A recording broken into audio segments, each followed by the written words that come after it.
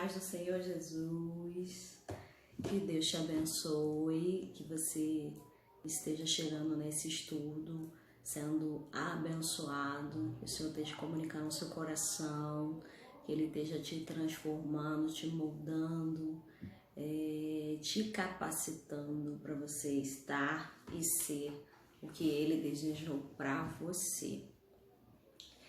Se você chegou nesse vídeo, nesse momento, a gente está no capítulo 6, a gente vai fazer uma segunda parte do capítulo 6. Então eu te convido você ir lá no canal, na página principal, procurar a playlist e começar pelo vídeo da introdução e assistir todos os demais até chegar nesse daqui. Lembrando que esse vídeo ele não é isolado, ele faz parte de um contexto, ele está inserido em toda a playlist do estudo de Neemias, e para você compreender mais, é interessante que você, aos pouquinhos, assista um vídeo por vez, né? Ou maratone, se você quiser, aí fica ao seu critério. Outra coisa também que eu ia falar, se você quer que eu te envie esse vídeo pelo WhatsApp, você pode mandar mensagem para mim. Na descrição do vídeo tem o meu Instagram, você pode mandar mensagem. Você pode também me procurar no Facebook, que é o mesmo nome que está aqui no YouTube também, e mandar por mensagem para mim. Eu vou adicionar seu número e mandar o estudo para você, tá bom?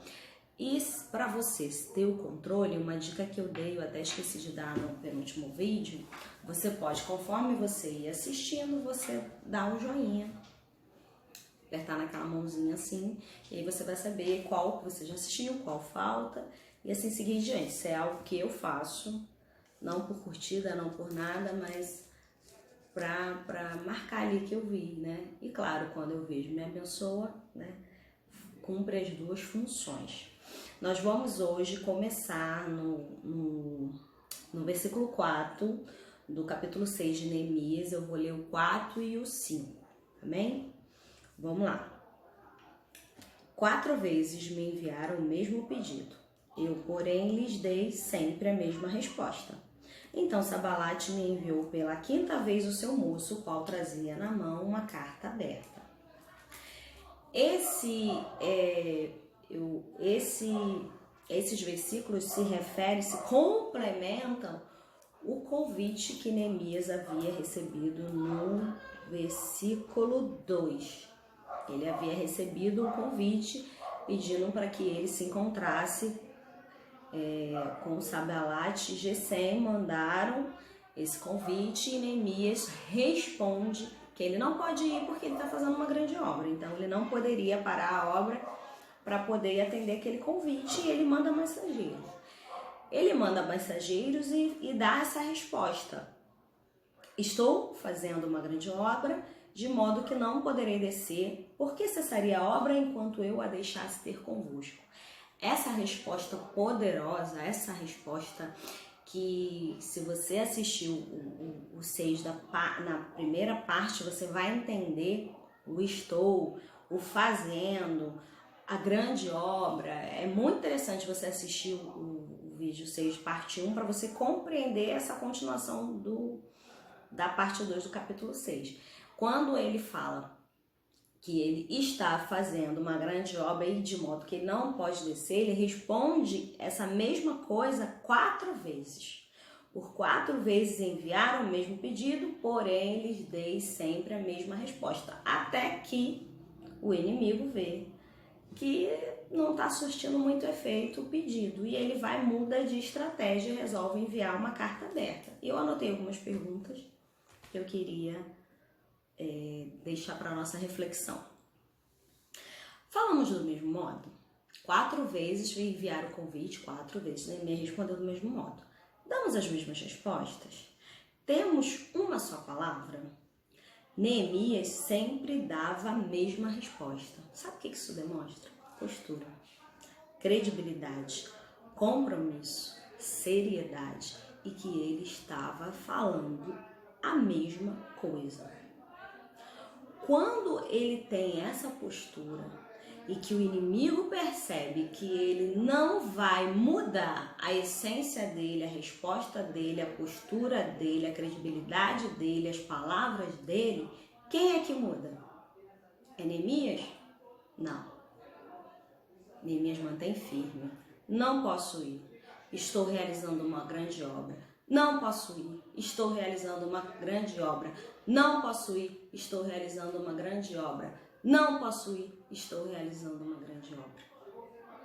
4 vezes. A mesma pergunta, 4 vezes a mesma resposta. A mesma postura. Ele não parou para pensar assim, peraí, tá me perguntando, deixa eu ver se eu dou outra desculpa. Não. Ele deu a mesma resposta. Ele não parou assim, ai meu Deus, aí agora tá falando, o que eu vou fazer, o que eu vou falar, qual a desculpa que eu vou dar dessa vez? Às vezes a gente faz isso. Quem nunca? Quem nunca fez isso? Ai, peraí, que agora eu vou falar o quê? Quem nunca? Mas Neemias nos mostra que precisamos falar uma só palavra, ter a mesma postura. Quando a gente fala a verdade, a gente não tem como falar outra coisa que não seja a verdade. Para e pensa. Se você responde um questionamento e você fala que você não pode ir, porque você de fato não pode ir, quando a pessoa perguntar de novo e você continua não podendo ir, a sua resposta vai ser a mesma. Mas se a pessoa te faz um convite e você não quer ir, você inventa uma desculpa. Aí a pessoa faz de novo, você inventa outra desculpa, porque não é que você não pode, é porque você não quer. Então, quando você não fala a verdade, ainda que você não esteja mentindo, você esteja omitindo, você esteja mudando a maneira de responder, ainda assim você não está falando a mesma coisa. Porque a essência da verdade não está na tua resposta. E quando a essência da verdade não está na nossa resposta, não está na nossa fala, a gente muda a fala. Já percebeu pessoas que são assim? Será que você é assim? De você mudar as falas, de você responder para quem convém, o que convém, a quem convém. Na primeira parte, a gente entende que a gente precisa ter uma postura, que a gente precisa ser o que somos na frente das pessoas e também quando não há pessoas. Ser a mesma pessoa dentro da igreja e fora da igreja. Com amigos e com pessoas que não são amigas, com pessoas do trabalho, com pessoas da família. Mas normalmente a gente não é a mesma pessoa. Normalmente os de casa que sabem quem somos. Normalmente os de casa que conhece quem verdadeiramente você é. O pessoal do Trazendo a Arca tem uma música muito forte que o Luiz Arcanjo fala, o pastor Luiz Arcanjo, quem é você? Essa música, depois eu vou tentar botar o link dela aqui. Quando ninguém te vê, quando não tem palco, quando não tem a laje, quando, né, aparentemente não tem ninguém te vendo. Quem é você? Quem você é? Você é aquela pessoa escorregadia? Você é aquela pessoa que não fala a verdade todo o tempo? Você é aquela pessoa que não tem credibilidade? Sabe quem tira a sua credibilidade? Você mesmo. Sabe quem te tira da postura? Você mesmo. Sabe quem não te leva a sério? A culpa sabe de quem é? De você mesmo. Se você fala sempre a mesma resposta, se você responde sempre do mesmo jeito, se você age com a mesma postura, não há como te abonarem. Não há como te retrucarem. Não há como falar de você, porque você é o mesmo, a sua essência é a mesma. E ali, o inimigo está justamente tentando mexer com a essência de Neemias. Vou mandar uma, vou mandar 2, vou mandar 3, vou mandar 4. Na 4 ele pensou, caramba, ele não vai mudar a fala. Então, vou mudar de atitude. Quando ele muda de atitude, ele faz uma estratégia que nos dias de hoje, eu fiquei pensando o que seria nos dias de hoje, uma carta aberta. Quando a gente recebe uma carta, a carta vem num envelope, não tem nenhuma carta aqui para mostrar, mas a cartinha vem num envelope, né, fechadinho, lacradinho, você que vai abrir tem acesso ao conteúdo. Uma carta aberta é uma carta que não tem selo, é uma carta que qualquer pessoa pode abrir. Até a nossa conta de luz vem seladinha, né? Vem com aquele papelzinho, aquele adesivinho colando. Ou seja, se alguém abrir, né, vai perder aquela colinha. Então, você vai saber que alguém viu. Mas ela não está inteiramente fechada, dá para espiar. Mas ela vem com aquele selinho ali. Essa carta aberta, ela não vem assim. É uma carta aberta. É uma carta para qualquer pessoa que tiver acesso a ela ver. Imagina essa carta sendo enviada para Neemias. A gente não chegou no teor da carta, mas eu quero falar do que seria essa carta. Como seria essa carta nos dias de hoje?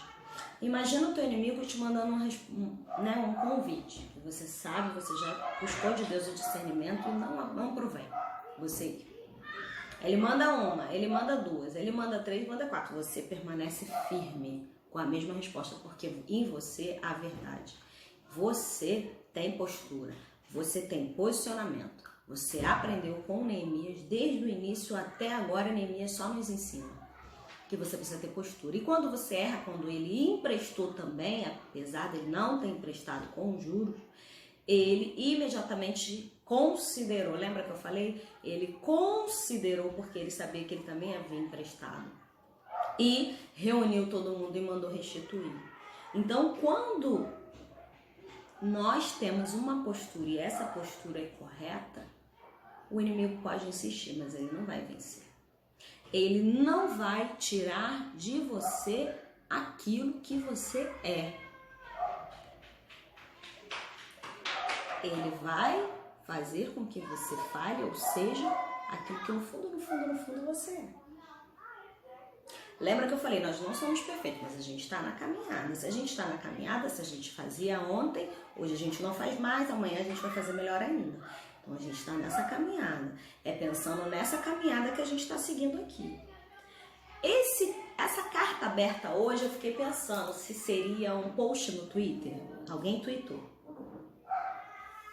sobre você. Não estou falando teor, só estou falando de como seria uma carta aberta. Seria um stories, um status do WhatsApp? Manda lá. Um status do WhatsApp.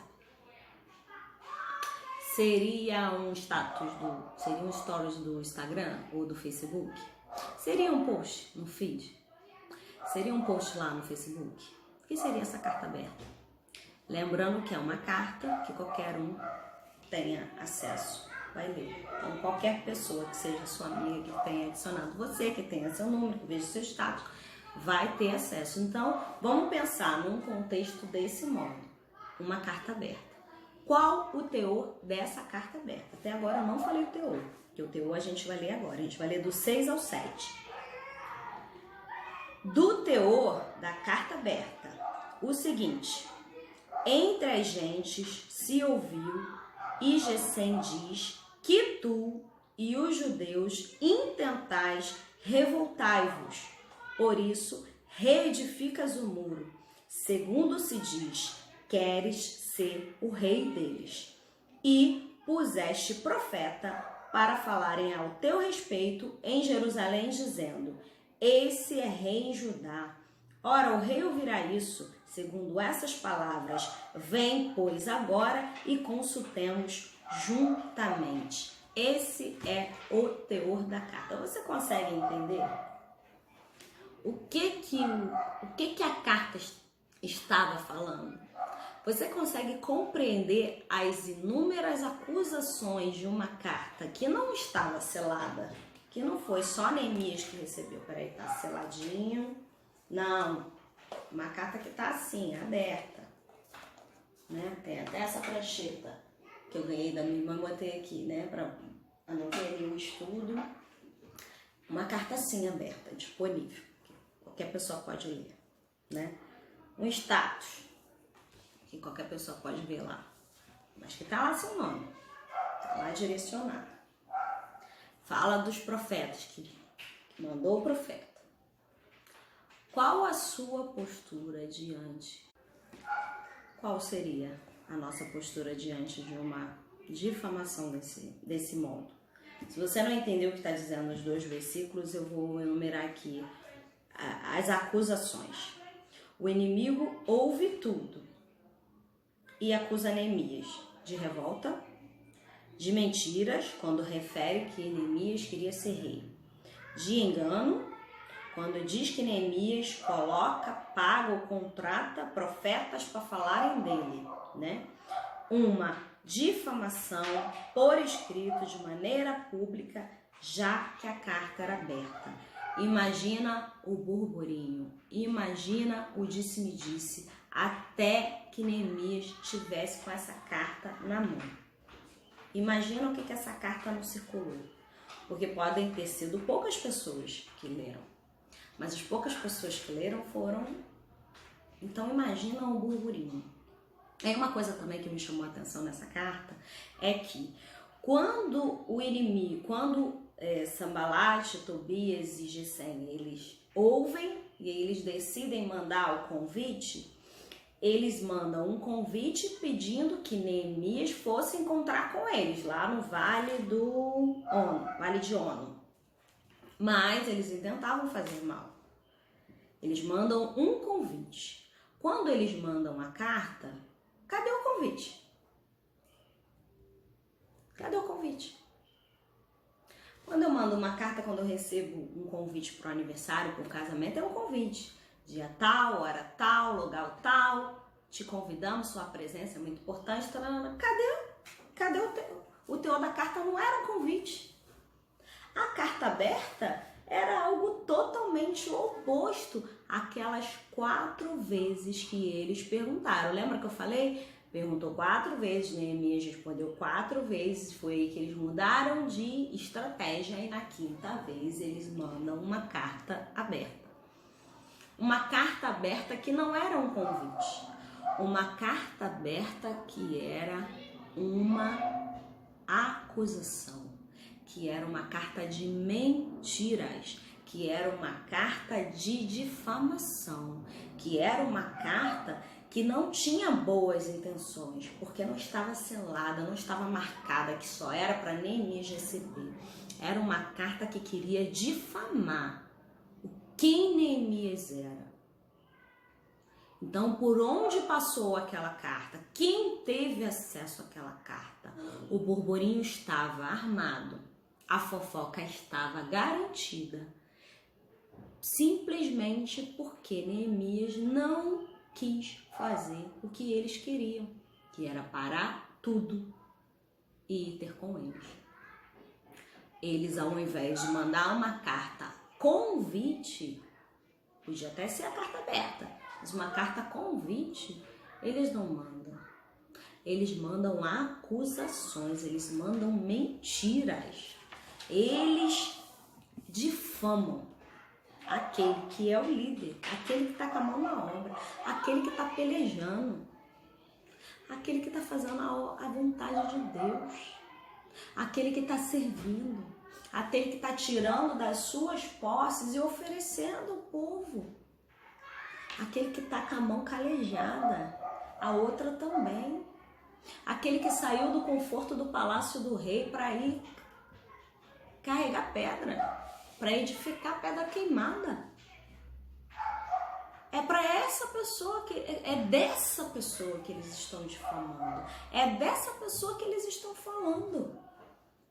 Essa carta de acusação é de um líder que não está ali de boa vida, deixando o povo trabalhar e a ermo de tudo que está acontecendo. Não.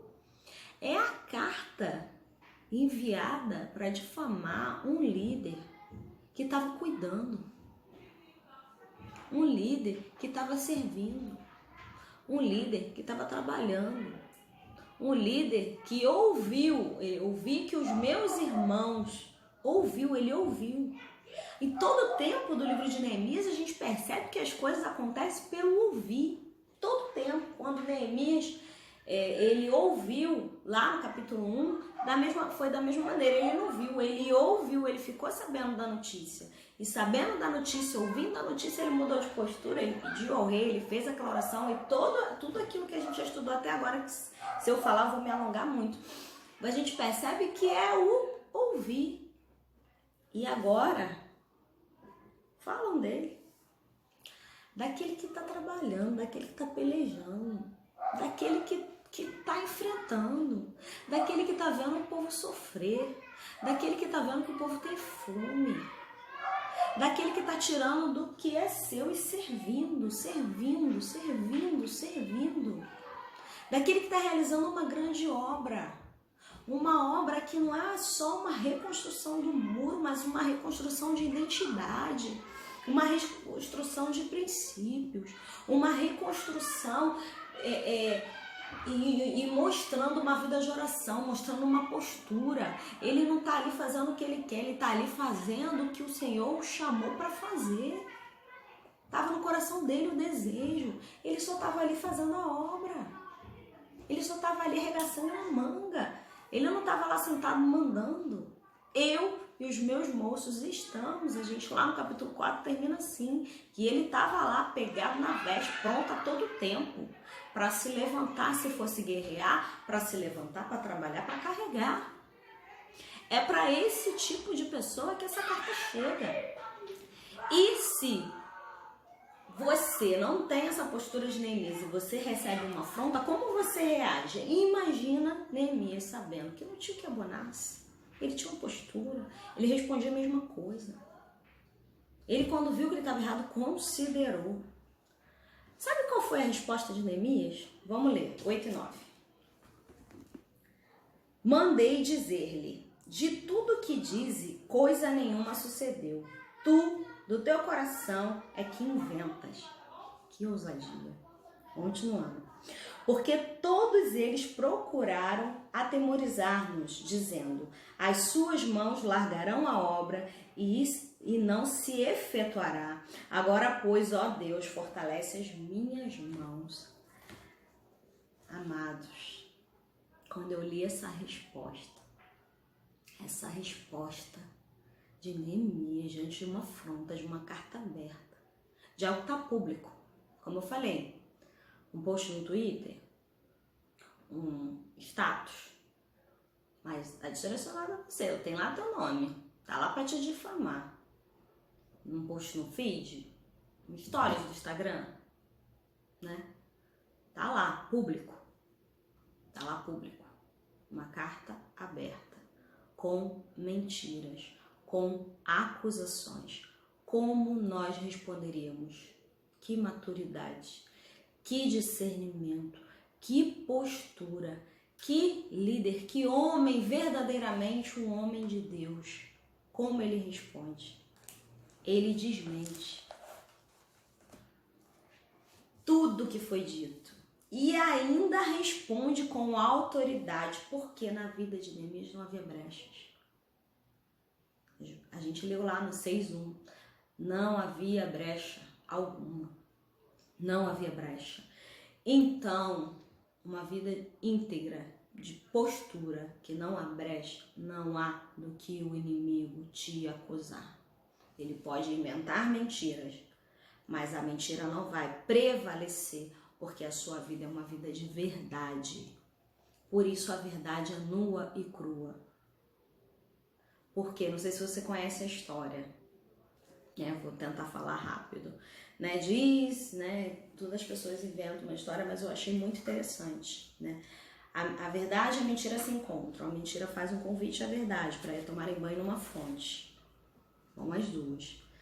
E chegando nessa fonte, as duas se despem, tiram as suas vestes e vão tomar banho. Enquanto a verdade está tomando banho, a mentira sai, se veste com as roupas da verdade e deixa a roupa dela e sai fora.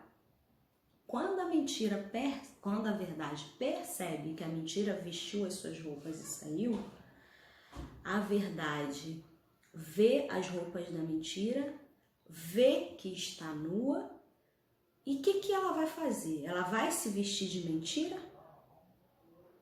Ela vai ficar nua?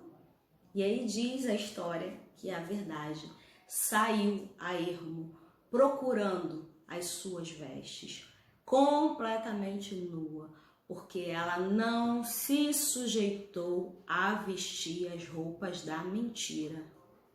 Será que nós ousamos em preferir que se revele a verdade, ou a gente prefere vestir as roupas da mentira? A verdade, por isso que fala a verdade nua e crua, porque ela não se sujeitou a vestir as roupas da mentira e não havia o que vestir, ela saiu nua, mas ela não se sujeitou a vestir uma roupa que não era dela. Quando a gente tem uma postura de homem e mulher de Deus, a gente não aceita vestir algo, ser algo, falar algo que não é de Deus, que não é de homem de Deus, que não é uma postura, que não é um posicionamento, que não é uma fala, que não é um lugar que tem aqui, que não é amizade que você tem que sentar, você não aceita. Você é veemente, você é firme.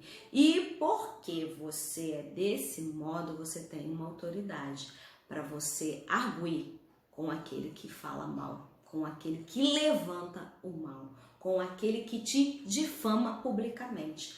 Com essa autoridade, olha como ele respondeu. De tudo que dizes, coisa nenhuma sucedeu. Tu, do teu coração, é que inventas. Que autoridade! Que autoridade! O texto não diz se ele enviou uma carta aberta de volta, se ele mandou um mensageiro. O texto não fala como ele respondeu. Só diz que mandei-lhes dizer. Então, sugere-se que ele agiu do mesmo modo, por mensagem, né? Então, mandei-lhes dizer, de tudo que disse, coisa nenhuma sucedeu. Tudo teu coração é que inventas. Ele falou por inimigo que o inimigo está mentindo. Olha, lembra que eu listei as acusações? E ele foi ali na cara do inimigo e disse, você que está mentindo.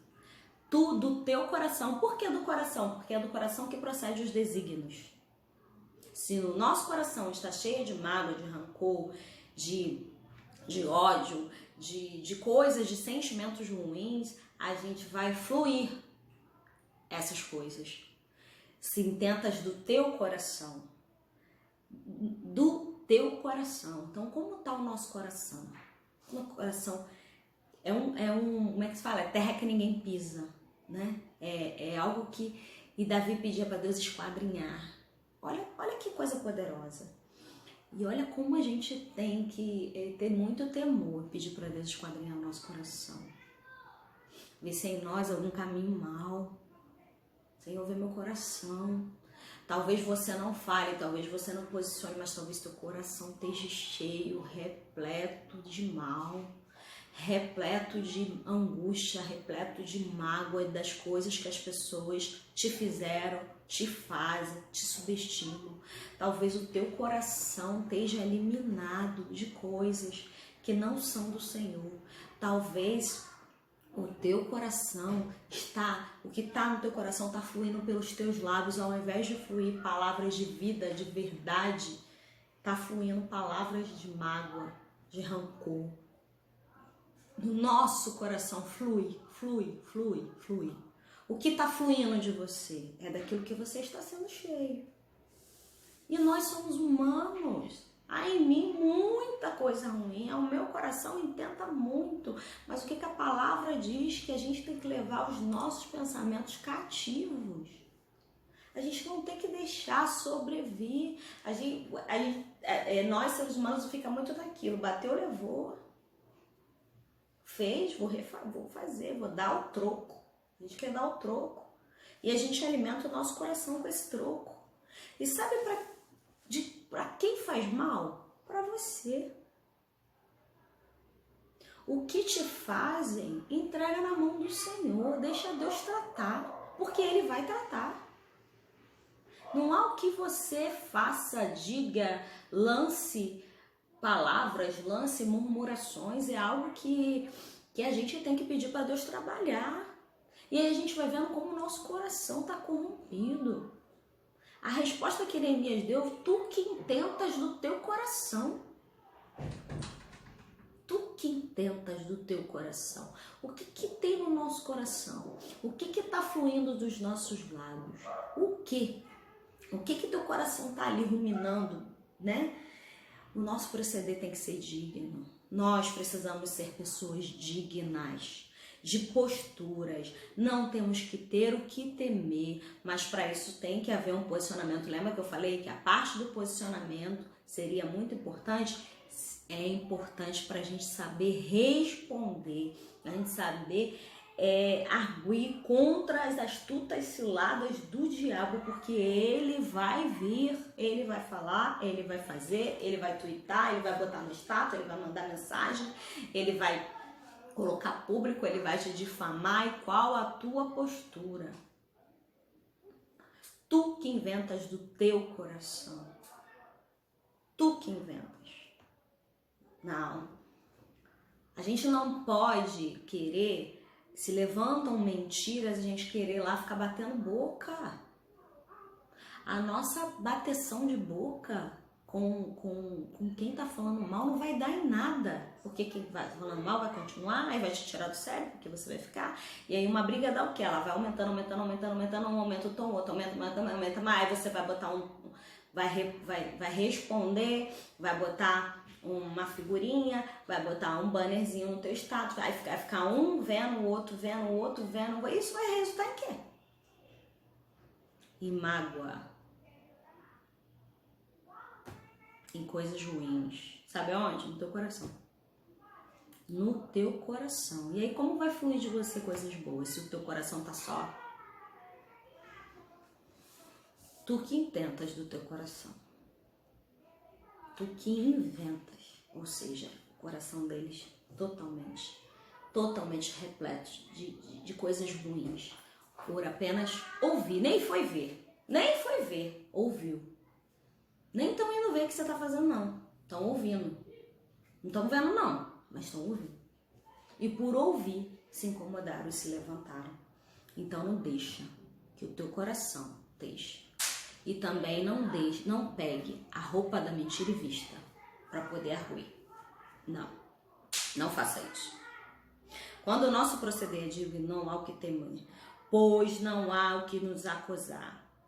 Nós temos autoridade para nos impor, para responder, mas responder da maneira correta. Ter discernimento naquilo que a gente vai responder. O inimigo, ele queria o quê? Causar temor, injúria. Queria que Neemias largasse. Quando a gente lê no versículo 9, queriam que Neemias largasse a obra para poder acusar. Tá vendo? Aquele que disse que ia retificar, largou. O que você largou? O que falaram de você? Você, porque falaram, você largou. O que você parou de fazer? O que você parou de fazer? O que você largou? Você largou alguma coisa. Você parou de fazer alguma coisa. O que foi? Foi porque alguém disse? Foi porque alguém levantou injúria? Foi porque alguém te menosprezou? Mas Deus manda você parar? Deus manda você parar? Deus não manda você parar. Então volta. E continuando. Neemias conclui a sua resposta falando: com Deus. Amados, meu Deus do céu, quando eu li aqui o 9, vou ler a parte B.